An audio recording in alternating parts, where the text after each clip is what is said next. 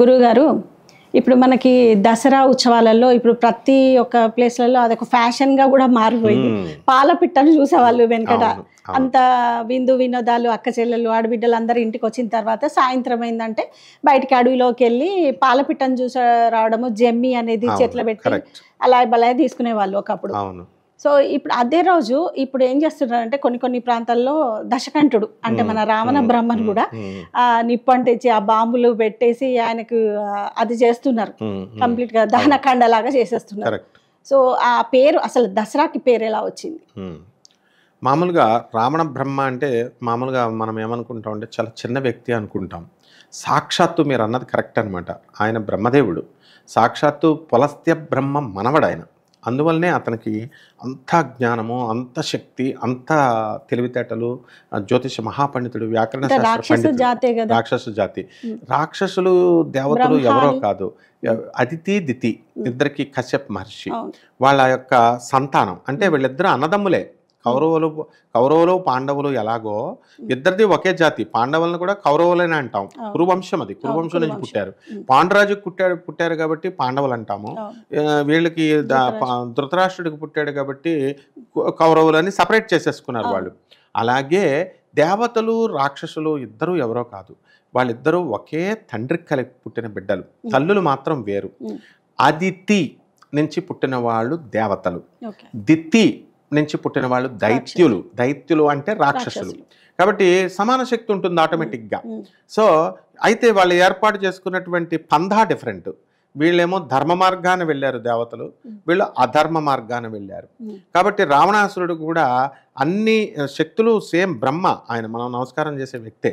కాకపోతే అతనిలో ఒక్క అవలక్షణము, అది ఏం జరిగింది, సీతాదేవిని అపహరించకపోవడం వల్ల అతను అహంకారము ఇవన్నీ కూడా వచ్చేసి పరస్త్రీ వ్యామోహము వీటి వల్ల బ్రహ్మదేవుడి స్థానం నుంచి క్రిందకి పతనమైపోయాడు పాతాళానికి.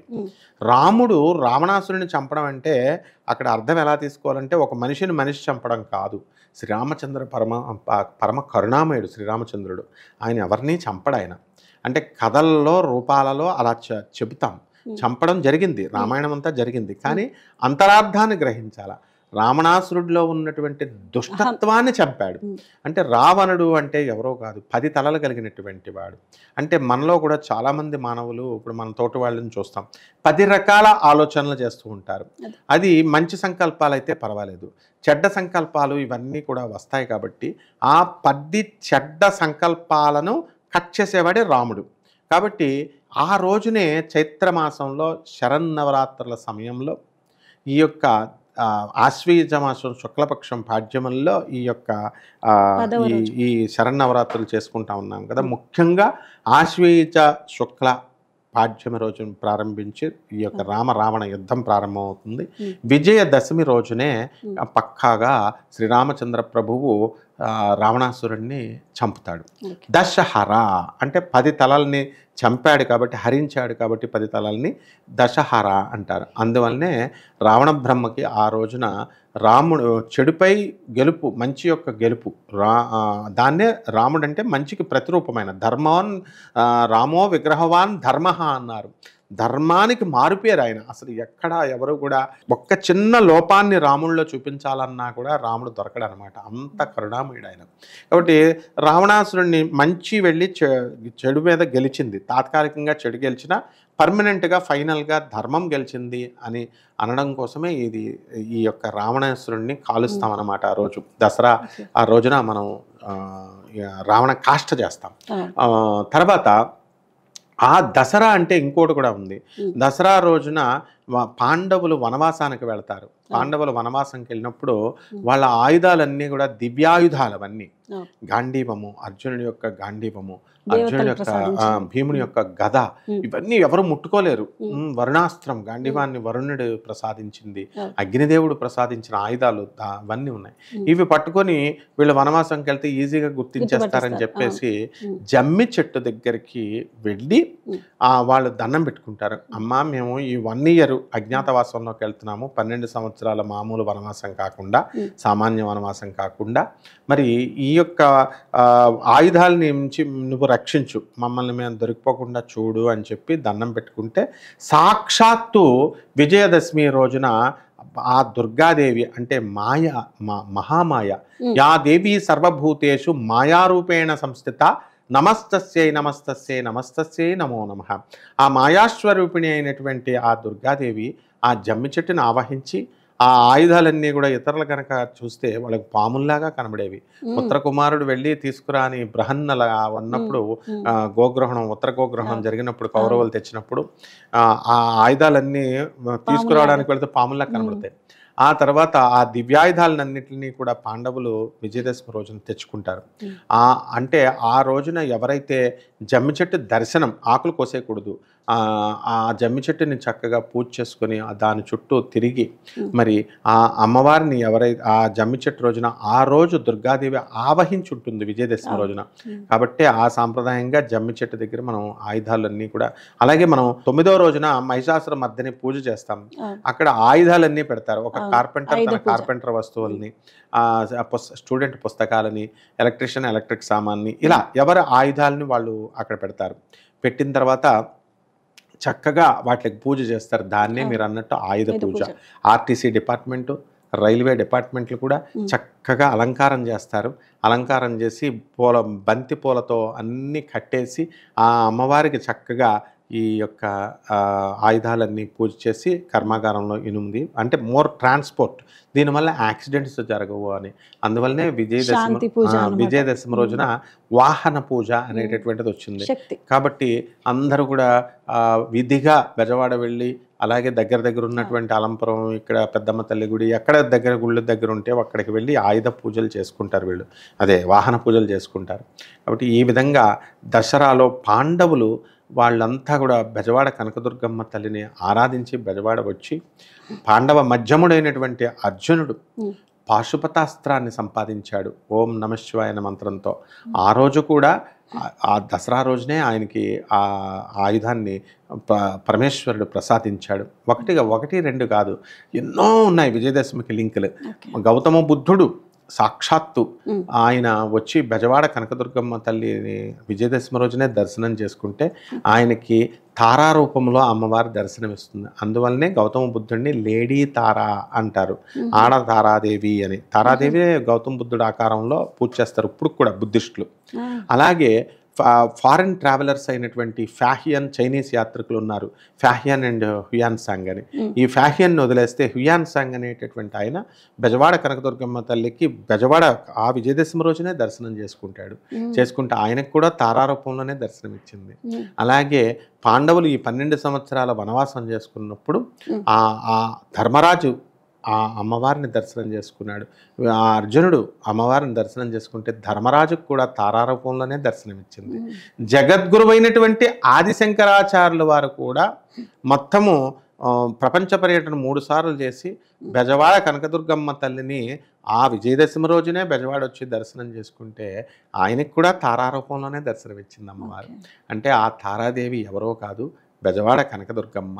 తారారూపంలోనే ఎందుకు ఇచ్చిందండి అని అడిగితే, మనకి దశమహావిద్యల్లో ఉన్నటువంటి అమ్మవార్లందరూ కూడా మహాకాళి, తార రెండో దేవత, త్రిపుర భైరవి, తర్వాత ఈ చిన్నమస్త, బగళాముఖి, రాజశ్యామల, ఆమెనే మాతంగి అంటాము. ఆ తర్వాత ధూమావతి, త్రిపుర షోడశి దేవత అంటాం, అంటే త్రిపుర సుందరి వెళ్ళు, భువనేశ్వరి, కమలాత్మకల్లో తారాదేవి బుద్ధికి సంబంధించినటువంటి దేవత. కాబట్టే రావణ బ్రహ్మ మహాజ్ఞాని అయి పులస్త్య బ్రహ్మ మనవడు కాబట్టి ఇంతమంది దేవుళ్ళుంటే తారాదేవి రూపంలోనే పూజ చేశాడు. శ్రీరామచంద్ర భగవానుడు కూడా ఇంతమంది దశమహావిద్యలు ఇన్నుంటే తారాదేవి రూపంలోనే రామ భగవానుడు కూడా పూజ చేశాడు. కాబట్టి ఈ యొక్క తారాదేవి రూపంలోనే అమ్మవారు శ్రీరామచంద్రుడికి కూడా బెజవాడ కనకదుర్గమ్మ తల్లి గుడికొచ్చాడు. గుడికొచ్చి కృతయుగంలో, ద్వాపర యుగంలో, త్రేతాయుగంలో నుంచి జరుగుతున్నాయి ఇవి. త్రేతాయుగంలో శ్రీరామ భగవానుడు వచ్చాడు, ద్వాపర యుగంలో శ్రీకృష్ణ పరమాత్మ కూడా వచ్చి దర్శనం చేసుకున్నాడు పాండవులతో పాటు. ఉన్నాయి, ఖచ్చితంగా ఉన్నాయి. ఆర్కియలాజికల్ డిపార్ట్మెంట్లో ఇవన్నీ కూడా శిలాశాసనాలు, డాక్యుమెంట్స్ అన్నీ కూడా ఉన్నాయి. బెజవాడ కనకదుర్గమ్మ తల్లి గుళ్ళో ఆ విజయదశమి రోజునే ఆ బంగారపు చినుకులతో మాధవవర్మని ఆ రాజు యొక్క ధర్మ నిరతకి మెచ్చి బంగారపు చినుకులతో వర్షం కురిపిస్తుంది. మాధవవర్మ వంటి మహికాంతుల నరించిన తల్లి నీవు, ఆన మహిషాసురుని మర్దించిన జనని నీవు, లేరు నీ వంటి వారలి దారుని తలంబనం చూడనట్టియో శంభురాణి. అమ్మా, మాధవవర్మని ఆయన యొక్క ధర్మ పరిపాలనకు మెచ్చుకొని బంగారపు చిరుకులతో వర్షాన్ని కురిపించింది. ఏ తేదీన ఏ నిమిషంలో మినరల్ రెయిన్స్, యాసిడ్ రెయిన్స్ లాగా ఈ గోల్డ్తో కూడినటువంటి ఈ రెయిన్ని ఆర్కియలాజికల్ డిపార్ట్మెంట్ నమోదు చేసింది ఆ రోజున, విజయదశమి రోజునే. అదేవిధంగా ఈ యొక్క మహిషాసురుని మర్దించినటువంటి రోజు కూడా విజయదశమి రోజునే. ఆయన చంపింది కాబట్టే దానికి ప్రతిరూపంగా మనం ఈ యొక్క దసరా పండుగను చేసుకుంటున్నాం. అలాగే మొత్తం ప్రపంచమంతా కూడా మనం ఎతికినా సరే ఆ బెజవాడ కనకదుర్గమ్మ తల్లి యొక్క కరుణామయి, అటువంటి మనసున్న తల్లి ఎక్కడా దొరకదు. ఆ తల్లి ఎవరో కాదు, మన కన్న తల్లి స్త్రీమూర్తి. అందువలన ప్రతి స్త్రీ ఒక దుర్గ. ప్రతి స్త్రీ దసరాలో వాళ్ళు స్త్రీకి అందుకనే అంత ప్రాధాన్యత అనేటటువంటిది ఈ దసరాలో ఇచ్చారన్నమాట. అలాగే ఈ యొక్క బెజవాడ కనకదుర్గమ్మ తల్లి, ఇప్పుడు మనకి కొల్హాపూర్ మహాలక్ష్మీదేవి గుడి ఉంది. అక్కడ సాక్షాత్తు ఈ బెజవాడ కనకదుర్గమ్మ తల్లి అక్కడ కొల్హాపురి మహాలక్ష్మిగా అవతరించింది. అంటే అంతా ఒక్కటే అని. అష్టాదశ శక్తి పీఠాలంతా కూడా సతీదేవి శరీరం కాబట్టి పార్వతీదేవి ముందు అవతారం శరీరం నుంచి వచ్చాయి. ఆవిడ శ్రీ మహావిష్ణువు ఖండించినప్పుడు ఆ శరీర భాగాలన్నీ కూడా వెళ్ళి పాతాళలోకంలో పడిపోయినాయి. పాతాళలోకం నుంచి చొచ్చుకొని వచ్చిందనమాట. మనకి సువర్లోక, మహర్లోక, అనేక భూలోక, పాతాళలోక అన్ని రకాలు ఉన్నాయి. అప్పుడు ఆ పైనుంచి వచ్చి మానవ మాత్రలు పూజించాలి కాబట్టి వాళ్ళకి తెలియడం కోసం ఒక సింబాలిక్ రిప్రజెంటేషన్గా గయ్యలో పార్వతీదేవి యొక్క స్థానాలు, సతీదేవి యొక్క స్థానాలు బయటకు వచ్చినాయి. అలాగే ఈ యొక్క జోగులాంబ తల్లి యొక్క పన్ను అక్కడ పడింది కాబట్టి ఆ జోగులాంబలాగా సతీదేవి పన్ను నుంచి జోగులాంబ పుట్టింది. క్రౌంచపట్టణంలో అంటే కాంచీలో కామాక్షిగా ఇవన్నీ చూపించింది. మనం ఏమనుకుంటామంటే దసరా పండుగ కేవలం మానవులే చేస్తారనుకుంటాం. కాదు. ఈ రోజున దేవ, గంధర్వ, యక్ష, కిన్నర, కింపురుష సమస్త జాతులు ఉన్నాయి. ఎలాగైతే మనం ఇడిమిడి జ్ఞానంతో మనం కేవలం భూమి మీద మాత్రమే మనమే ఉన్నాము, మానవులే ఉన్నామని అనుకుంటాం. కాదు. ఇక్కడ 3200 కోట్ల సౌర కుటుంబాలు ఉన్నాయి. 3 × 10⁻11. టోటల్ చెప్పాలంటే 14 భువన భాండాలు అమ్మవారిని కొలుస్తాయి. ఆ అమ్మవారిని కొలవడం వల్ల ఆ తల్లి ఎందుకు ఆ అమ్మవారిని కొలవాలి అంటే, దసరా రోజున కొలవకపోతే నష్టం ఏమిటంటే అప్పుడు యముడు యమదంష్ట్రాలతో బయటకు వస్తాడని చెప్పాను కదా. ఈ రోజుల్ని, ఈ 10 రోజుల్ని యమకోరలు అంటారు. అంటే ఆ కలరా, ఇలాంటి ప్లేగ్ వ్యాధులు, ఇలాంటి రకరకాల వైరల్ ఫీవర్స్ అన్ని కూడా అబ్జర్వ్ చేస్తే ఇప్పుడే వస్తాయి. దీంతో ముసలివాళ్ళు, చిన్న పిల్లలు చచ్చిపోవడానికి అవకాశాలు ఉంటాయి. నెగిటివ్ ఎనర్జీ అంటే నకారాత్మక శక్తి విజృంభిస్తుంది. దీన్ని మనం తొక్కేయాలంటే, ప్యాసిఫై చేయాలి, బ్యాలెన్స్ చేయాలి అంటే పవర్ కావాలా. అది సకారాత్మక శక్తి. అదే ఫెమినైన్ ఎనర్జీ. మ్యాస్కులైన్ ఎనర్జీ పనిచేయలేదు అంటే శ్రీ మహావిష్ణువు పనికిరాడు, శివుడు పనికిరాడు. వాళ్ళ ఎనర్జీ ఇప్పుడు పనిచేయవు. అంటే ఈ యమకోర దంష్ట్రాల్ని బ్యాలెన్స్ చేయడానికి ఈ టైంలో శ్రీ మహావిష్ణువుది, పరమేశ్వరుడిది ఉపయోగించరు. ఆయనది కార్తీక మాసంలో ఉపయోగిస్తాం, విష్ణుమూర్తిది మార్గశిర మాసం, అలా వాళ్ళకి డిఫరెంట్ చేయబడ్డాయి. ఇక్కడ స్త్రీ శక్తి మాత్రమే వాటిని బ్యాలెన్స్ చేయగలదు. కాబట్టే మనం ఏం చేస్తామంటే ఈ సకారాత్మక శక్తి అనేటువంటి అమ్మవారి యొక్క శక్తిని మనం ఎక్స్టర్నల్ ఎనర్జీని లేపుతామన్నమాట, యాక్టివేట్ చేస్తాం. యాక్టివేట్ చేయడం వల్ల అప్పుడు ఆ జగన్మాత అయినటువంటి తల్లి ఆ యమదంశాలని అణిచేసి మనల్ని అందరినీ కూడా ఆయుర్దాయాన్ని పెంచుతుంది, సుఖశాంతులతో ఉంచుతుంది. ఇది స్కాంద పురాణం, లింగ పురాణం, దేవీ భాగవతం, రేవాఖండాలు ఇవన్నీ కూడా ధృవీకరిస్తున్నాయి. కాబట్టి ఎట్టి పరిస్థితుల్లో మనం ఇడిమిడి జ్ఞానంతో ఎలా చేస్తుంది అన్నది అది సృష్టి నిర్మాణం. ఇప్పుడు మనం ఎలా పుట్టాము, ఇప్పుడు మనం చనిపోతాం. చనిపోయినప్పుడు మనమంటూ ఒక వ్యక్తి బతుకున్నాము, మనం ఇలా పుట్టాము, ఈ తోటి వాళ్ళతో మనం తిరిగాము అన్న విషయం మర్చిపోతాం, విస్మరిస్తాం. అలాగే ఏ లోకానికి వెళ్ళిపోతామో తెలీదు. అంత మాత్రాన మనం చనిపోయిన తర్వాత భూలోకం అనేదే లేదు, అసలు మనుషులే లేరు, నేను మానవులుగా పుట్టలేదు అని అనడానికి కుదరదు. మనం అనుభవించాము, మర్చిపోయాము. ఆ విధంగా గంధర్వ, కిన్నర, కింపురుష లోకాలు ఉన్నాయి. Same wave length, same frequency కలిసినప్పుడు మాత్రమే ఆ లోకాలు కనబడతాయి. కాబట్టి ఇదంతా కూడా శాస్త్రం బోధిస్తుంది, వేదం బోధిస్తుంది.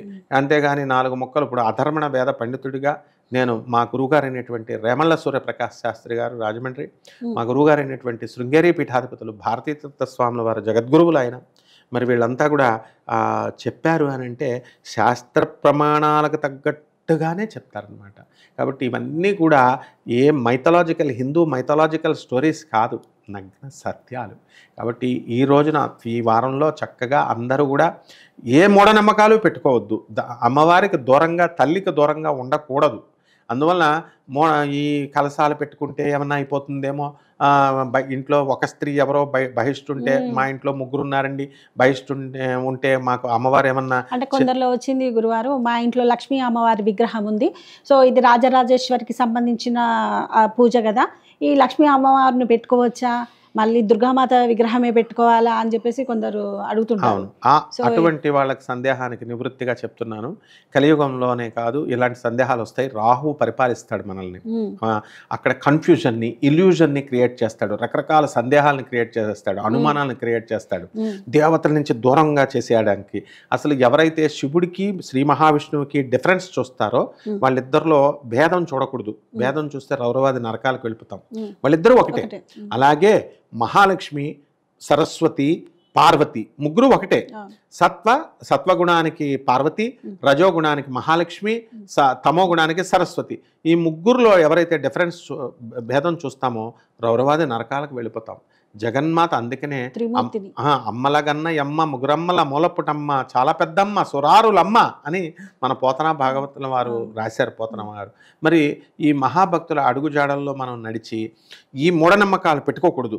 ఇంట్లో ఎంతమంది ఆడవాళ్ళు ఉన్నా, ఒక్క ఆడవాళ్ళు బహిష్ట అయినా కూడా అక్కడికి దగ్గరికి వెళ్ళి పనిగట్టుకొని ముట్టుకోరు. కాబట్టి వాయువుకి అంటుండదు, వాయువుకి అంటుండదు, అలాగే నేలకు అంటుండదు. మన పాపాలనే తీసేసేది పంచభూతాలకి. కాబట్టి ఏ స్త్రీ అయినా సరే బహిష్టుంటే, ఇప్పటి వరకు విజ్ఞానం పెరుగుతోంది కాబట్టి ఒక అధర్వణ వేద పండితుడిగా, ఒక ప్రొఫెసర్గా, నేను మోడర్న్ సైన్స్లో ఫిజిక్స్ ప్రొఫెసర్గా నేను చెప్పేది ఏంటంటే దర్జాగా కలశాలు పెట్టుకోవచ్చు. ఎప్పుడైనా సరే ఎవరైనా దసరా టైంలో ఎవరైనా బంధువులు చనిపోతే ఈ పండగ మనకు అచ్చు రాదు అని కొంతమంది కలశాలు పెట్టరు. అది పెట్టడు, అది కూడా మూఢనమ్మకమే. ఆ టైంలో మీకు అలా రాసి పెట్టుంది కాబట్టి అలా జరిగింది. కాబట్టి అలాంటి శంకలన్నీ కూడా తీసిపడేసి మీరు దర్జాగా కలశాలు పెట్టుకోవచ్చు, మీ ఇష్టం బట్టి ఉంటుంది. ఇప్పుడు ఆ కలశం ప్రాబ్లం కూడా పోయింది. ఇప్పుడు అంతా బొమ్మలు తీసుకొచ్చి అమ్మవారి అలంకారం, చీరలు కట్టి చక్కగా అలంకారాలు చేస్తున్నారు. కాబట్టి ఈ అమ్మవారి యొక్క పూజల్లో మనం బంతి పువ్వులు వాడచ్చు, కలవ పువ్వులు వాడచ్చు, తామర పువ్వులు, కదంబ పుష్పాలు తెచ్చుకోవాలి. బ్యాడ్మింటన్ బాల్స్ లాగా ఉంటాయి. అమ్మవారికి కీర్ అంటే చాలా ఇష్టం, పాయసాన్నం. ఎందుకంటే ఆవిడెవరో కాదు, కనకదుర్గ ఎవరో కాదు, రాధారాణి. అందువలన శ్రీకృష్ణ పరమాత్మ ఆయనకి రోజు కీరు వండి పెట్టేది రాధాదేవే. వండి పెట్టి ఆమె ఎంగిల్ చేసి తిని తర్వాత కృష్ణుడికి పెట్టేది. కాబట్టి అదే పాలసీ. ఆమె పార్వతి కాబట్టి ఆయనే శివుడు కాబట్టి పార్వతీ తల్లికి ఈ అంటులన్నీ కూడా, ఇవన్నీ ఇవన్నీ కూడా స్త్రీకి భగవంతుడిచ్చినటువంటి అపూర్వ అవకాశం అది. కాబట్టి దాన్ని అడ్డుగా పెట్టుకొని సాకుగా చెప్పి దేవుణ్ణి భక్తుణ్ణి విడదీస్తే కనుక ఎవ్వరు చెప్పినా వాళ్ళు రౌరవాది నరకాలకు వెళ్ళిపోతారు. కాబట్టి దర్జాగా వీళ్ళు చేసుకోవచ్చు. కలశం పెడితేనే పూజనే ఏముందమ్మా, ఒక ఫోటో పెట్టుకోవచ్చు. ఫోటోలు దొరకట్లేదు అనుకోండి, దుర్గాదేవి ఫోటో, లక్ష్మీదేవి ఫోటో పెట్టుకోవచ్చు, సరస్వతిదేవి ఫోటో పెట్టుకోవచ్చు. ఫోటో అన్నది మనం ఏకాగ్రత ఇచ్చేయడానికి. అసలు దేవుడు ఫోటోలు లేవండి, మేము పల్లెటూరులో వచ్చామండి, ఇప్పుడు అర్జెంటుగా కొనడానికి లేదండి అనేవాళ్ళు ఉంటారు. వాళ్ళ తల్లి ఫోటో ఉంటుంది కదా పర్సులో, వాళ్ళ ఎవరో ఒక స్త్రీ రూపం ఉంటుంది కదా. స్త్రీ అంటే సాక్షాత్ పరమేశ్వరి. కాబట్టి ఏ ఫోటోదైనా పెట్టి పూజ చేసుకోవచ్చు. ఇక్కడ ముఖ్యంగా ఇంకొకటి ఉంది. ఈ దసరాలలో కన్య పూజలు చేస్తారు, అంటే కుమారి పూజలు అంటారు. అది ఆ కాలంలో చెప్పబడ్డాయి. అవి చెయ్యొచ్చు, మంచి భావనతో ఉండి చేసుకునేటటువంటి వాళ్ళు చేసుకుంటే పర్వాలేదు. ఇప్పుడున్నటువంటి కాలంలో అది ఏం చెప్పారు, 2 సంవత్సరాలు పసిపిల్లలు మరీ ఏమీ తెలియని వాళ్ళు కాకుండా 2 సంవత్సరాలు, 3 సంవత్సరాలు, 4 సంవత్సరాలు ఇలా కంపారిజన్ చేసుకోమన్నారు. 11 ఇయర్స్ వరకు, 12 ఇయర్స్ వరకు బహిష్ట కానటువంటి వాళ్ళు అంతవరకు చేసుకోవచ్చు అన్నారు. ఓకే, గుడ్, చేసుకోవచ్చు, తప్పేమీ లేదు. అయితే ఇప్పుడున్నటువంటి కాలంలో ఏమైపోయిందంటే కాలక్రమేణా ఈ యొక్క స్టూడెంట్స్ పైన అఘాయిత్యాలు, చిన్న చిన్న పిల్లల మీద ఈ కామదృష్టి, సారీ టు సే, కానీ తప్పదు. ఈ యొక్క స్కూల్స్లో మనం ఇంటర్నేషనల్ స్కూల్స్ ఏ స్కూల్ అయినా సరే వాళ్ళ ఫాదర్ వస్తేనే పంపుతున్నారు, తల్లి వస్తేనే పంపుతున్నారు. మేము కజిన్ అండి అని వస్తే ఈవెన్ ఇంటర్మీడియట్ స్టూడెంట్ని కాలేజీని పంపరు. అలాగే పూజలకు కూడా రూల్స్ ఉన్నాయి. వీళ్ళు వాళ్ళు ఎవరన్నా అవనండి, ఎదురింటి వాళ్ళ పిల్లలు, పక్కింటి వాళ్ళ పిల్లలు, ఎవరైనా సరే ఈ 12 సంవత్సరాల లోపల ఉన్నటువంటి పిల్లలకి ఈ కుమారి పూజలు ఈ కలియుగంలో అంత మంచివి కావు. కాబట్టి ఎందుకనంటే కలి ప్రభావం. కాబట్టి అవెందుకు, మామూలుగా ఫోటో పెట్టి చేసుకోవచ్చు, చక్కగా కుంకుమార్చన చేసుకోవాలా, ఉదయమే లేచి లలితా సహస్రాన్ని చేసుకుంటూ ఈ యొక్క నైవేద్యాలు పెట్టుకుంటూ చేసుకుంటే ఆ జగన్మాత యొక్క కరుణా కటాక్షాలు మన పైన పడతాయమ్మా. ఓకే, థ్యాంక్ యూ గురువారు. ఎంత చక్కగా చెప్పారంటే విజయదశమి అంటే ఒక నవరాత్రి ఉత్సవాలే కాదు, దశకంఠుని ఎట్లా సంహరించాడు రాముడు అంటే అదే రోజు, బుద్ధుణ్ణి కూడా తారాదేవిగా కొలుస్తారని, వివిధ రకాలుగా వివిధ పెద్ద పెద్ద వాళ్ళు కూడా మన విజయవాడ కనకదుర్గమ్మని దర్శించుకున్నారు అని చెప్పేసి ఆ రోజు ప్రాశస్త్యాన్ని చక్కగా వివరించారు మా ప్రేక్షకులకు. Thank you so much. ధన్యవాదాలమ్మా.